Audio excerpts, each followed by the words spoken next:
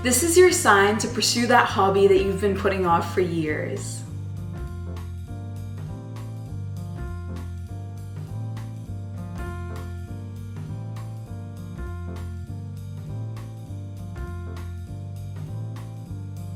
When my friend told me a couple of months ago she was planning on doing a photography course, I immediately jumped at the chance to join her.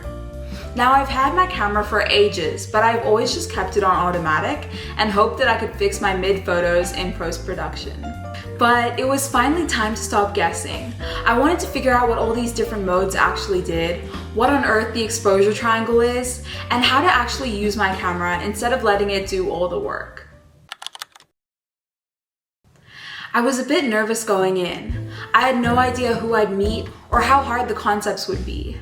Everyone online makes photography sound so complicated, like you need the biggest lens or the most expensive gear. But in reality, it was super chill. There were people of all ages with all kinds of cameras, and the instructor explained everything so simply, I realized I'd been worried for no reason. Here are some photos I took during class.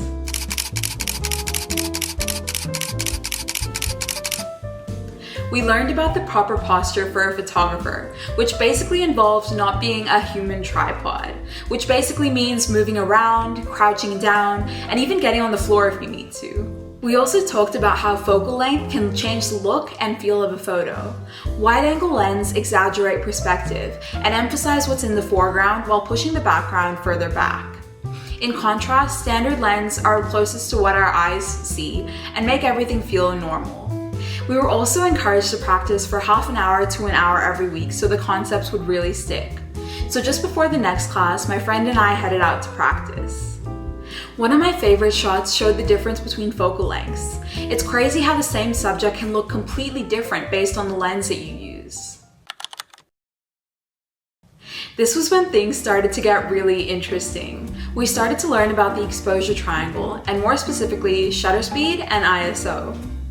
First, we learned about how ISO affects both exposure and the noise or that grain that you see on images. The higher the ISO, the more the exposure as well as the grain. Similarly, we learned the longer the shutter speed, the more the motion blur and the exposure. During this week, my uni photography society went out to photograph the jacarandas, so I decided to test out my skills. It was so much fun collaborating with other photographers and getting advice on my photos. In particular, I decided to experiment with shutter speed, so I got people to twirl around to get these photos. Like I mentioned before, I slowed down the shutter speed to get more motion blur in my photos, but while the vision is there, the execution didn't exactly pan out. Someone recommended I slow down my shutter speed even more, so I tried that out, and I think that slightly improved the photos. I don't know, you can see for yourself. I also tried photographing people throwing jacaranda petals in the air, which was fun, but I quickly realized that a slow shutter speed resulted in a blurry mess. So I quickly upped the shutter speed and I got slightly better photos. I don't know, they could still be improved, but they were definitely better than before. The next week we learned about aperture and how it links to depth of field. More specifically, how a larger aperture creates a shallower depth of field while simultaneously increasing exposure. I love the look of a really shallow depth of field, especially because I want to shoot portraits. So my friend and I headed out to test it before next week's class. And here are some of the results. As you can see, the background is slightly blurred out. At this point, as our teacher said, we had reached the base camp in climbing the mountain of photography. We had learned most of the fundamental technical aspects, and the mountain seemed just that much more manageable from that point onwards. At least, that's what I thought. Week 4 ended up being one of my toughest weeks yet.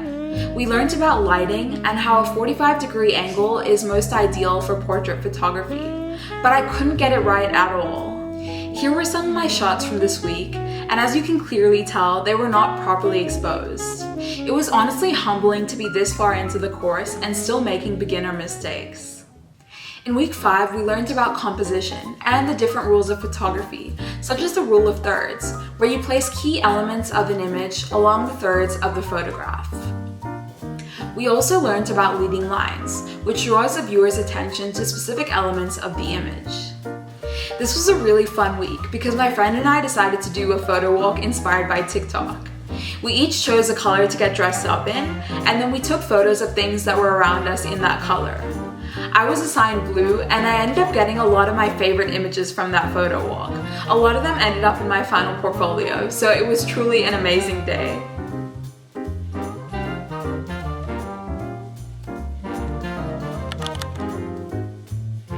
In week 6, we moved on to night photography, and we played around with the concept of painting with light.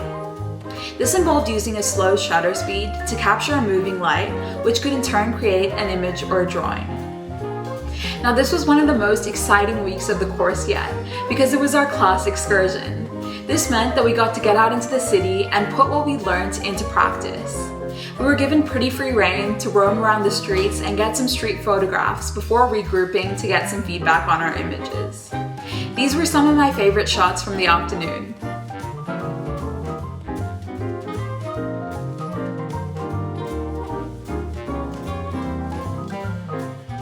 At night, we met up again to experiment with the concept of light painting.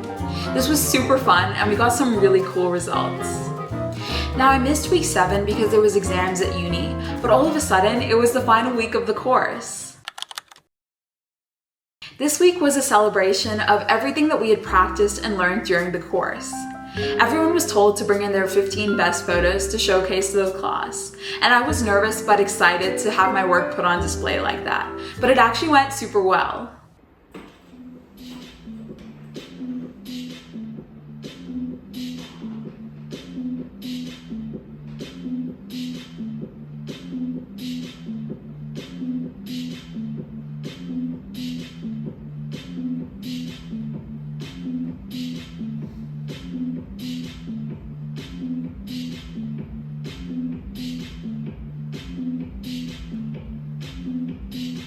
People from our class all had different photos of mine that they really appreciated, and it was great to look at it from someone else's perspective.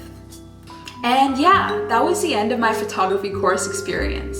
I had so much fun learning a skill that I had been meaning to learn for years, and I will definitely be practicing it in the upcoming years, so look out for more videos like this. That's all for this video. I would love to hear about your experience learning photography in the comments below, so leave that down there, and I'll see you in the next video. Bye!